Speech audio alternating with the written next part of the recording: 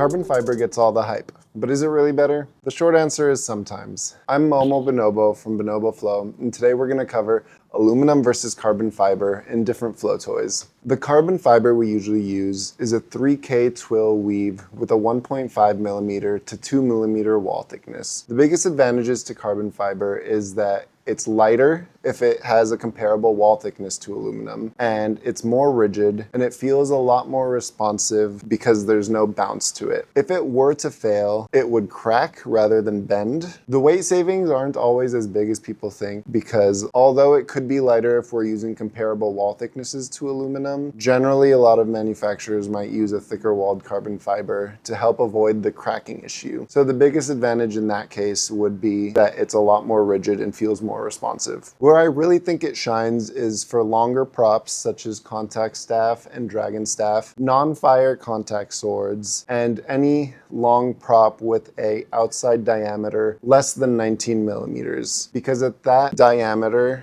aluminum will start to feel bouncy even if it's strong enough to not bend. Where I think it can be overkill is props like devil sticks, Levi wands, tech doubles, shorter props that are a lot more difficult to bend just because shorter sections of aluminum can be more difficult to bend, as well as any props where the straightness of the tubing doesn't affect the flow of the tool. Now, carbon fiber is not fully fireproof, so a lot of fire tools that use carbon fiber will have to have an aluminum heat shield. That will outbalance a lot of the weight savings that we would have gotten by using a similarly walled aluminum prop. But in this situation, the weight is still concentrated in the ends, which gives a lot of props their contact weighting, which is beneficial. This isn't going to be as big of an issue with LED tools. One exception for fire tools is that most dragon staffs that use hub systems don't need aluminum heat shields to protect the carbon fiber. The spokes are far enough away from the actual tubing. But I would say if you tend to use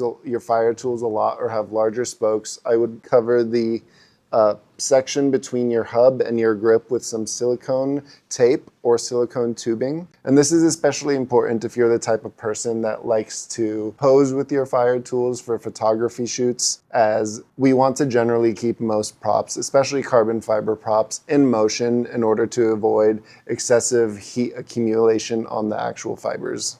Aluminum is the most common flow toy material across the planet. The reason being is it's a lot more easy to source and it's a little bit more affordable. The main two alloys we're going to talk about are 6061 and 7075. The temper of both of those alloys that we'll generally stick to is T6, as this is one of the strongest tempers available. 6061 is a budget option that's a lot more available anywhere you are on the planet, as it's very common building material at a lot of hardware stores even. It's weaker than 7075, so generally we're going to have a thicker wall to compensate for that difference in strength. Because of that wall thickness, it is the heaviest option in terms of aluminums that we could be using. That being said, it can still be a good option for things like devil sticks, tech doubles, or other props like fire breathing torches and things like that, where it would be a little bit overkill to use expensive tubing.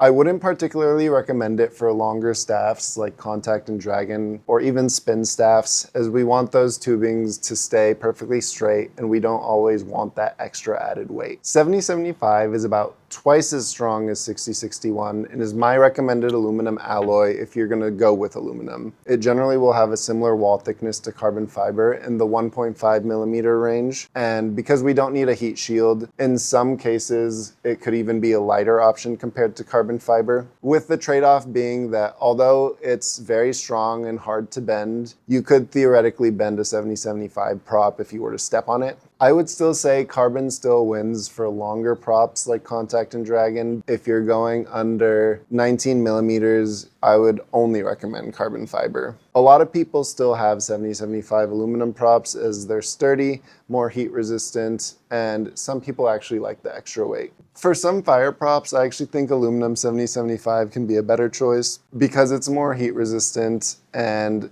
it doesn't need heat shields. It can be in some cases the same or even slightly lighter than a carbon fiber prop. That being said, a carbon fiber tube will still feel more responsive and rigid. So if that's super important to you, it's a lot more common for most advanced and intermediate people to prefer carbon fiber for their longer props. One caveat is fire-eating torches should always be made of aluminum. Fire can heat the carbon fiber resin and cause some epoxy fumes, and when we're doing vapor pulls, we want to completely avoid that. Another side note is with collapsible props, such as the 3-Worlds Fusion collapsible system, shorter sections of aluminum are actually super difficult to bend, if not impossible. And because of that, the biggest difference between these types of props are that the aluminum prop is going to be heavier than the carbon fiber option. So just keep in mind if you're going with a collapsible tool, the only main difference you'll see for these types of staves are that the aluminum one will be heavier. And again, that comes down to preferences. Some people want their props to be as heavy as possible. A quick summary is carbon fiber is best for contact staffs, dragon staffs, and any longer staffs with an outside diameter smaller than 19 millimeters. It's more rigid and feels more responsive. It's also a bit more expensive of a material. And it's lighter only when the wall thicknesses are comparable to a similar aluminum tool. They require heat shields for most fire props. 6061 can be a budget option and is heavier and can be fine for shorter props and still do okay when it has a thicker wall. 7075 is my recommendation for most people. It has a great balance of strength, weight, and cost, and it's often the better fire prop material depending on your exact use case. Thanks so much for watching. If you found this video useful, please like, comment, subscribe, and follow us for more content. We have a ton of resources on other dragon staff, contact staff,